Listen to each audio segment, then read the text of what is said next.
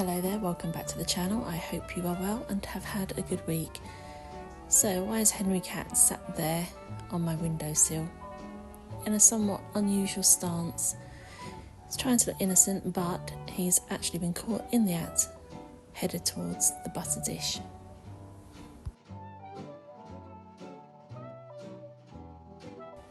Got these rather lovely burger boxes from the B&M recently. They're £1.50.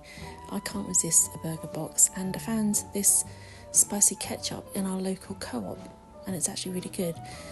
So this week I'm celebrating the small things, the tiny little details that you enjoy in life. And for example, we were able to put the parasol up over the sofa set in the garden. We chose to go for a grey parasol rather than the matching fabric, and I'm glad we did. Tiger is thoroughly enjoying this sofa. In fact, I have the feeling he thinks it's just for him.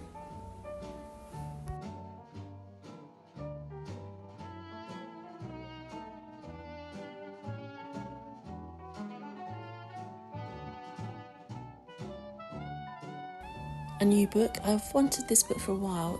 After I finished the Mrs. Guinness book, I looked for this book because you see the same names pop up over and over again, and I was interested in this lady, so found it on Amazon and I'm looking forward to starting that. And this is how we've replaced the glass top for the table in the garden, and I'm much happy with this. It cost about £15 for this piece of wood. We cut it in half and then we've stained it to give it a kind of old look, and yeah, it feels a lot safer.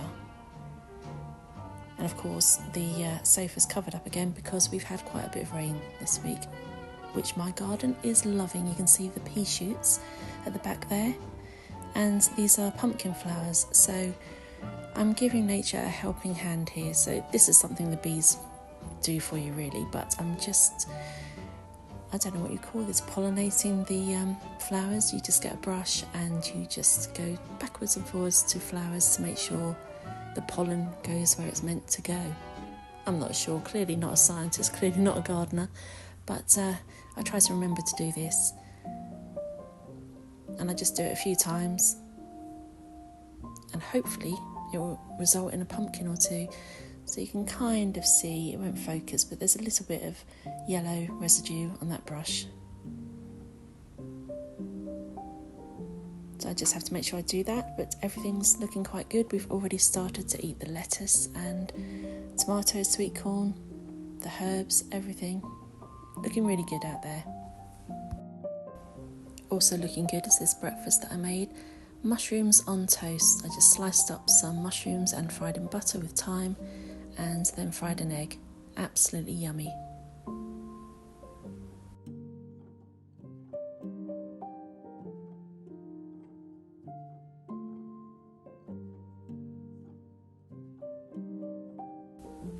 My rose garden is looking rather good, and since I've taken this footage, we've put some trellis up behind a clematis.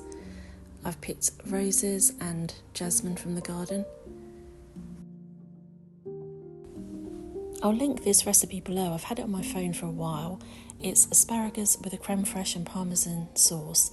I normally shy away from making sauces like this because it takes eggs and I'm always worried that I'm going to mess it up.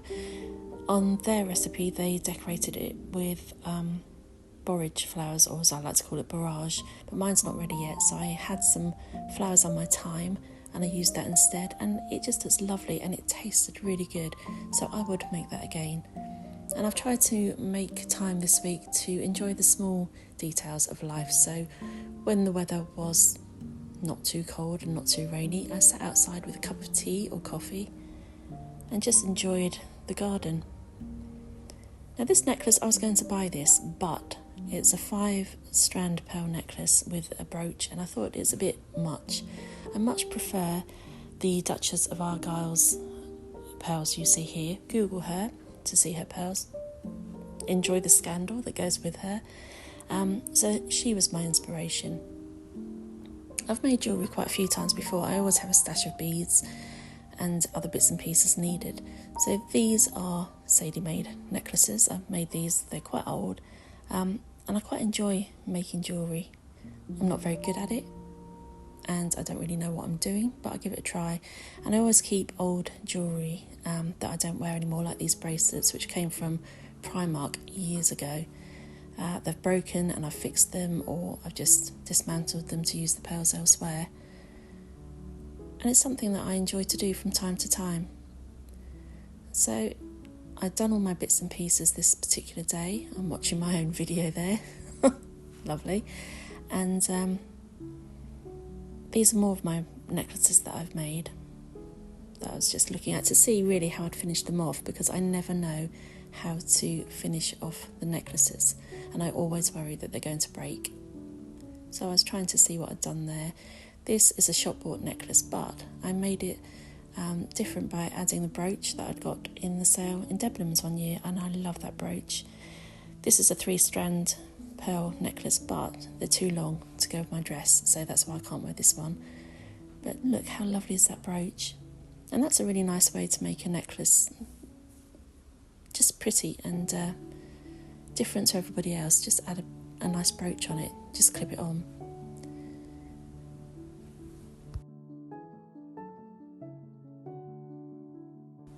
So I brought down all of my beads so that I could just look through and decide which ones to use. These long necklaces I never wear, so I've decided to recycle them, and I'm going to cut them from the string and use those. I've got 2 of them, so I'm going to use both of those. I never wear a long string of pearls, so this way I'm going to get more use out of them.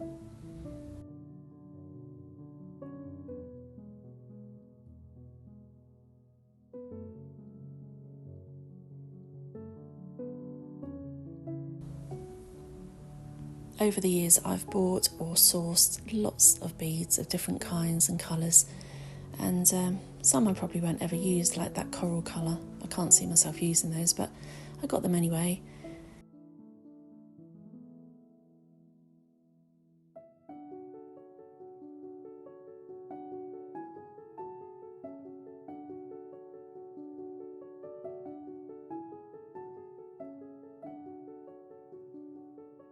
I couldn't remember where these came from, but then I realised, because of the small diamonds too, they were beads on a pair of summer shoes that I had, and I didn't want to wear the shoes anymore, and I was going to get rid of them. But first I removed every single bead and diamond to keep and reuse for another project. I don't know what, but I'll use them at some point. So I'm using my most recent necklace as my template for the first layer of pearls, because this size-wise is perfect, and I need the pearls to sit in a certain place because I'm going to wear them with the dress when we go to the wedding, and which is upcoming, by the way, very soon. And I bought these. These are spacers, and they just help hold everything in place. Of course, you need clasps to close everything, and links and lobster claws, always useful. You can find these on Amazon. They're not terribly expensive, and you get loads for your money. So yeah, these are diamante spacers.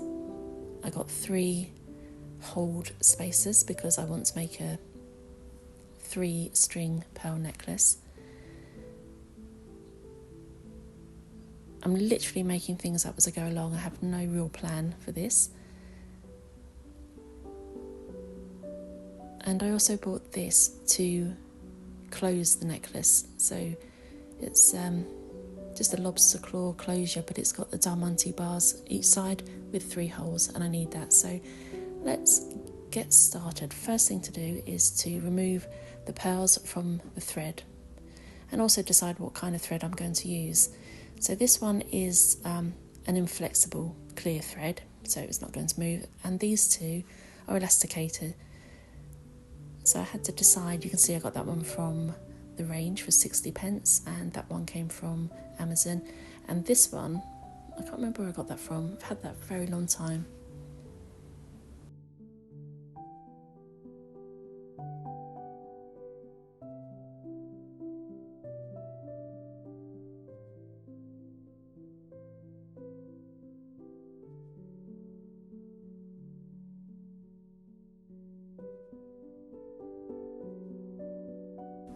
So here I am making a start by cutting the thread of the long pearls, and speeded it up because it's quite tedious to watch, and of course I managed to knock a whole load across the kitchen floor, which was annoying.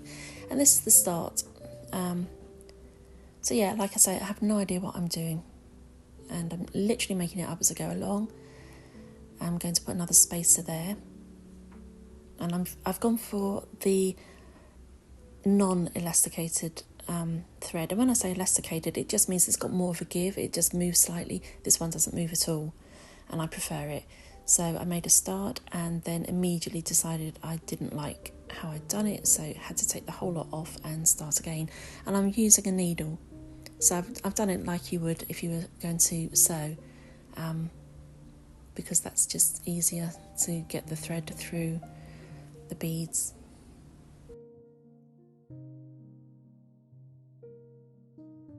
I will link up to the necklace that I was going to buy, the 5-layer pearl necklace, because it is absolutely gorgeous, and I would have got it, but it was just too much, and too much money as well. It's £50, but it's absolutely beautiful, and I like that I've saved a bit of money by making my own.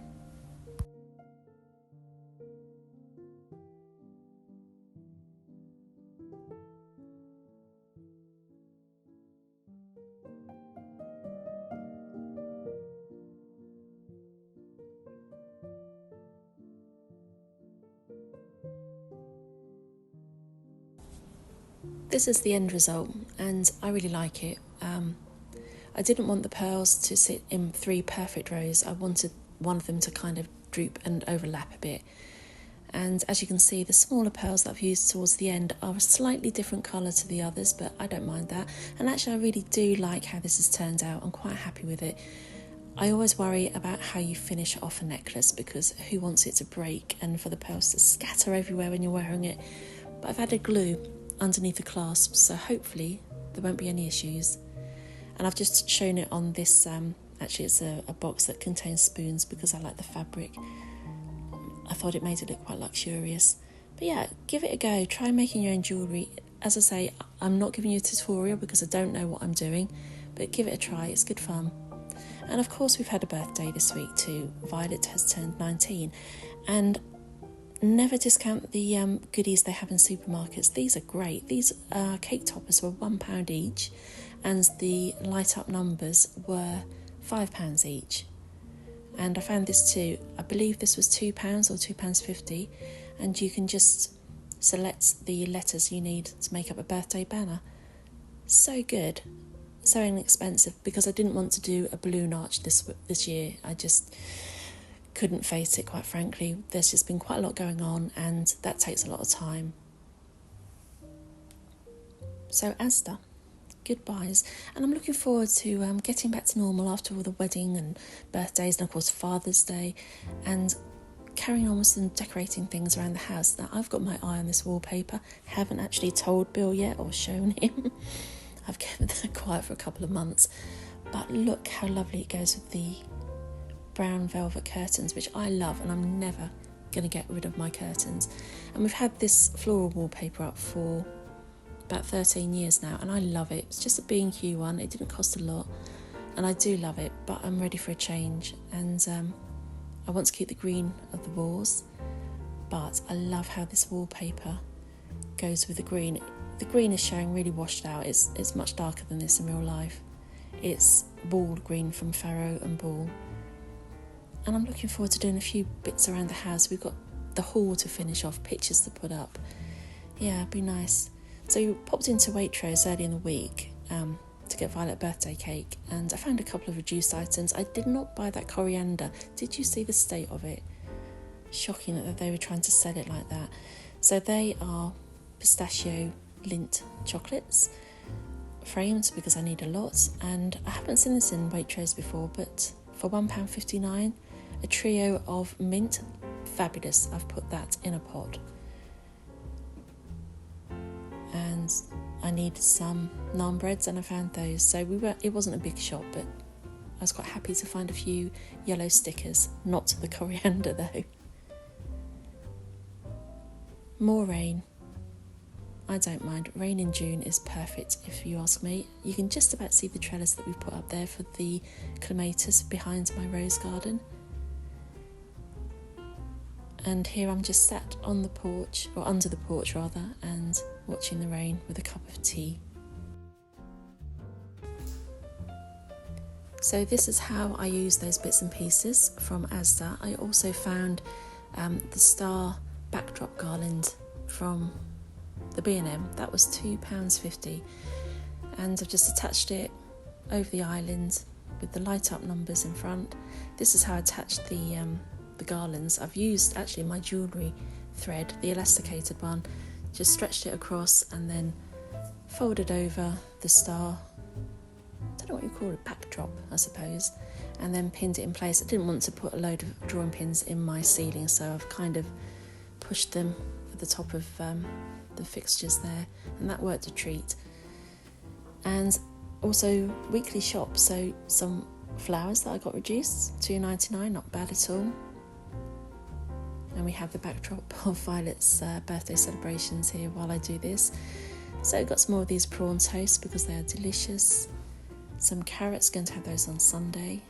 Hurrah for a salad, you know I love a reduced salad. Some more vegetables, again for Sunday lunch. And some hot chocolate sachets for 19p. I got 2 of those. And vegetable rolls, also reduced. Oh, they're really good. So not a lot. This Muti ketchup is new. We normally have Stokes, but I saw that and it was on offer for £2, so I got that and it's really good. And finally I wanted to go to the Suffolk Food Hall for her birthday, where I saw the most enormous jar of pesto. It's bigger than my head.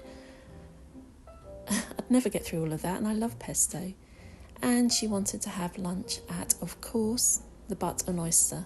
So we were happy to go back there. It really is our special place. We love it there.